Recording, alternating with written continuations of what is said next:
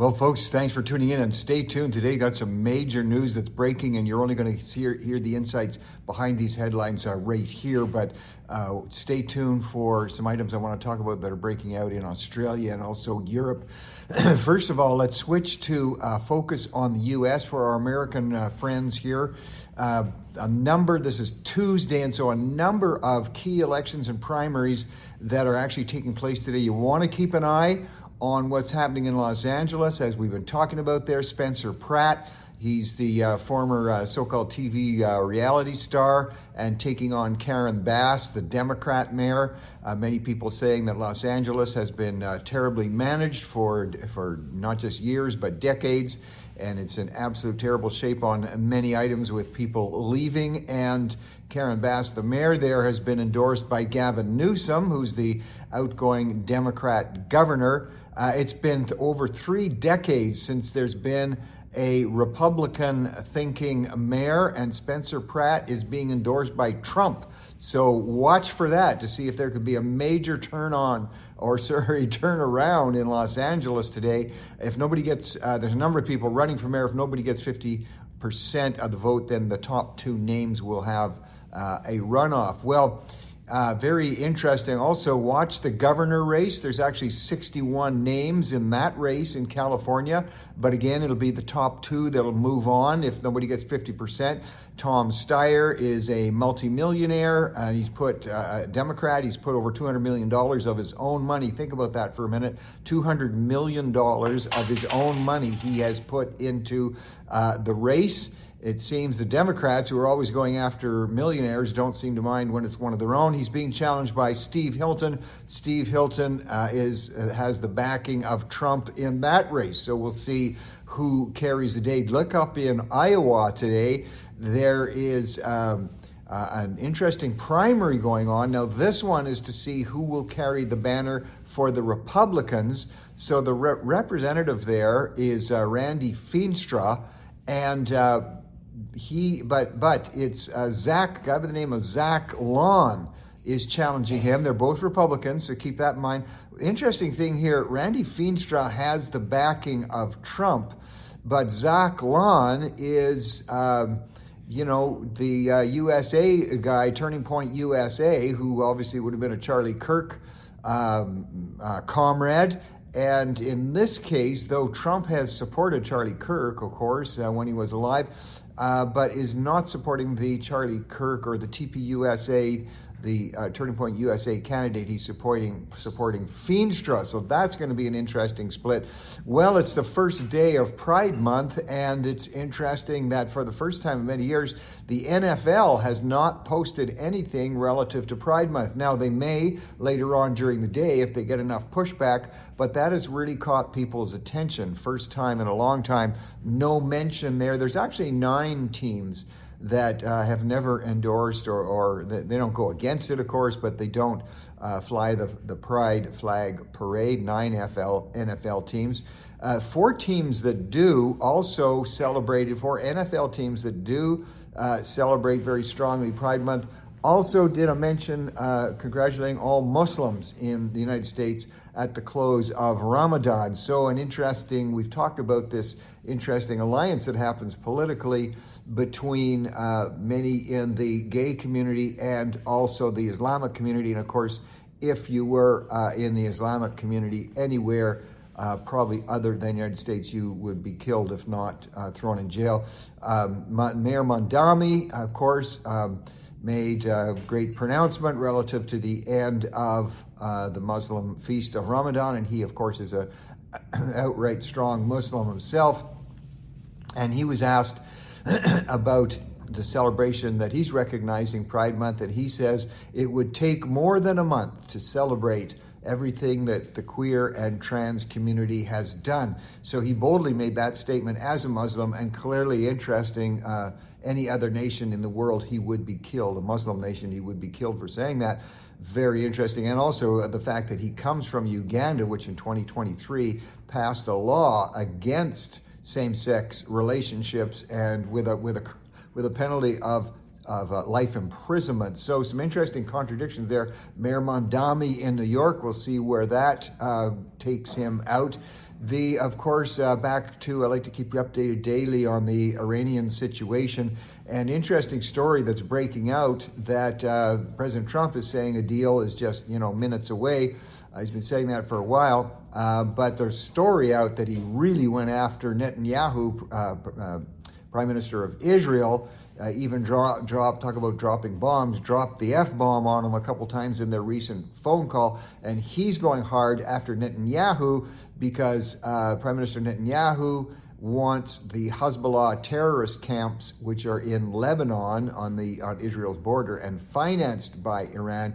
He wants them taken out, and the IDF troops continue to attack the Iranian Hezbollah terrorist camps in Lebanon, and apparently President Trump and the Prime Minister of Israel, Netanyahu, had words over that. Well, very tragic incident, and it's being reported around the world, even though it happened in the U.S. in Atlanta yesterday, where 66-year-old Margaret Swan, sitting on the train there in Atlanta, and an African-American by the name of John Matthews, he's 25 years old, calmly walked up behind her, assessed the situation, slashed her throat, stabbed her multiple times, and killed her, and calmly stepped off the train where he was arrested. Of course, last week there was another stabbing, a very similar one.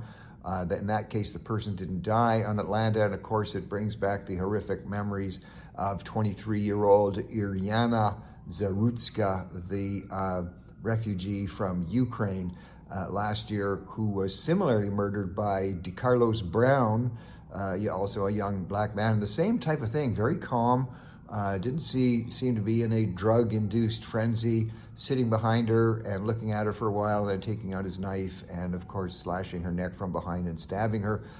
So real concerns there. People actually getting to the place in these big cities where they're afraid to actually ride the trains.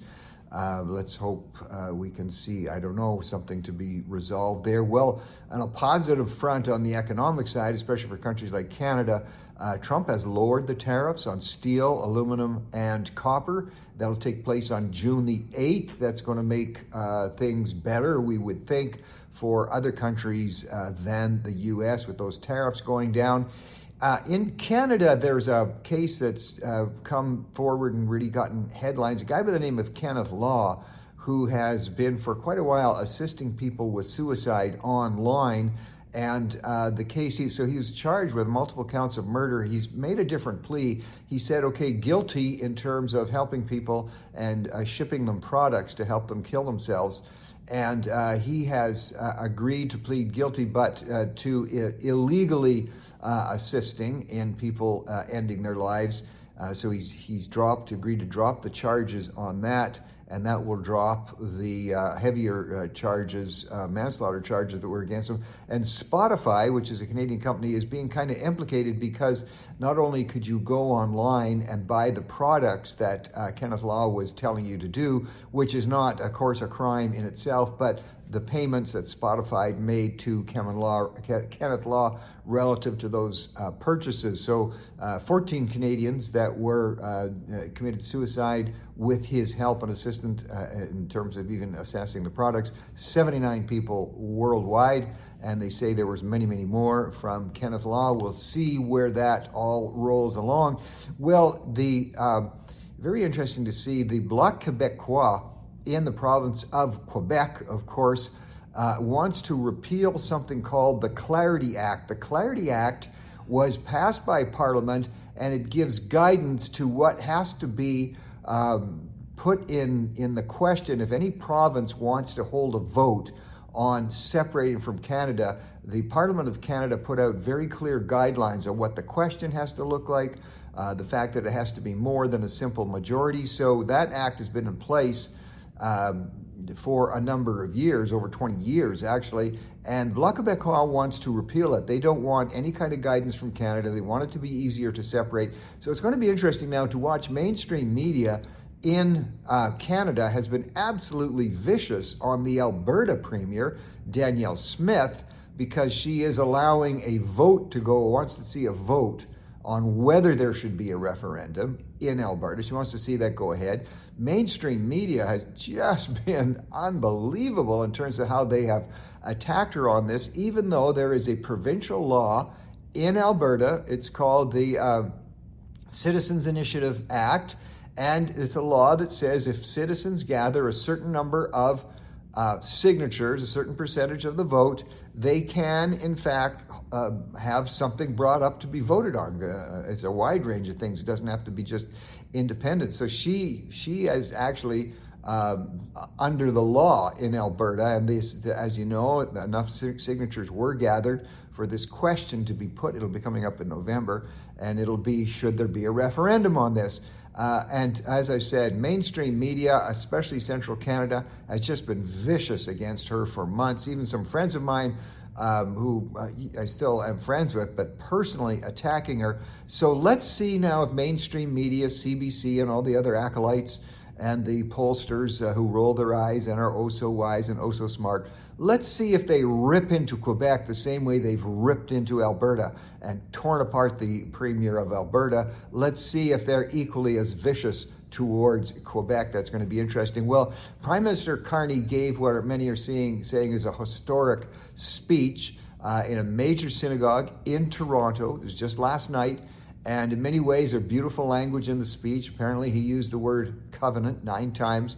But the feeling among those who were there, because he was talking about anti-Semitism, and he did seem to be speaking out against it, but he didn't once use the word Zionism or Zionist. Remember, a Zionist is simply a person, any person who believes that Israel has the right to exist as a Jewish state, as was allowed by the United Nations and defined by United Nations back in 1947, 1948.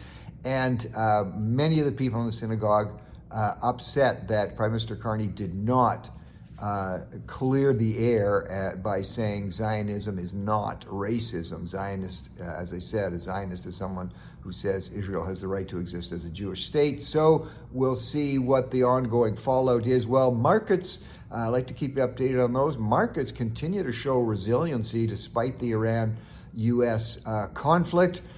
Continue bump up. And again, it's not just the AI stocks, it's tech stocks in general. Oil still bumping up and around, but staying underneath, whether it's West Texas Intermediate or Brent, it's staying below 100. It's sort of a magical, psychological mark there, $100 a barrel. But manufacturing and economic data just released in the U.S. is relatively positive. So interesting to watch that, not just in the U.S., but you can measure things by what companies are doing. Take a look at Europe. A large company there, a large banking operation known as UniCredit, has just upped their ownership in a very large bank called Commerzbank in Europe. That's indicating strength and optimism in the banking community in Europe, not just in the U.S. So there seems to be a sense in markets that somehow this Iranian thing is not going to be destructive of the world economy. Well, interesting story over there. We like to keep you updated on what the Gen Zs are feeling and talking about. Over in the Atlantic magazine, Anne Lowry has an interesting story, and she's coined a word. Let's see if it takes off. It's called permacession. So it's not recession, it's permacession, and she's talking about the feeling that overall among Gen Zs, she uses a word that'll slip. A lot of people won't understand, but I talked about this word a few weeks ago, the word delulu. Basically, I guess you could say it means delusioned or mixed up, or you just don't understand. And she says Gen Z is fiscally delulu. They're just kind of disillusioned because the mainstream, regardless of whether markets and economies are doing well, the mainstream reporting in mainstream media is always does tend to be negative. So despite positive signs in the economy, Gen Z are fiscally delulu. Let's hope they come out of that. In Australia, in a news publication there called Adelaide Now, we see reports among Gen Z of 15 to 24-year-olds that used to, in previous polling every year, report their largest religion was no religion. So when they were asked about affiliation, they said no religion. That is now going down among 15 to 24-year-olds, and they are pointing to Christianity and identifying with Christianity. That appears to be going up, not just in Australia. And they say, by the way, in Australia, it's mainly based not just on the polling, but university churches and also local churches really seem to be growing in number. Over in Spain, we see Franklin Graham, of course, from the Billy Graham family, holding large rallies there with tens of thousands of people in Spain turning out. And this is a prelude to the Pope coming to Spain. So some signs in places like Spain, again, of a resurgence, and again, among younger, this would be Gen Z and millennials. We'll see what happens with that. Hey, in case you missed it, it was Clint Eastwood's birthday just over the weekend. I don't know if you got a Christmas card or a birthday card from him. I didn't get an invite to his party. He's 96, and his son says, not sure if dad is retired or not. Remember, it was just 2 years ago, 2024, Clint Eastwood made what some say was his last movie. Now saying it might not be. That was the movie Juror Number 2. Good thing Clint used to say. He was asked once, how do you stay young? What's the secret to not letting age overtake you? And he said, don't let the old man in. Good advice on a practical level, and actually has a spiritual connotation to it. I'm not saying he suggested that. Don't let the old man in, folks, and have a great day. See you tomorrow.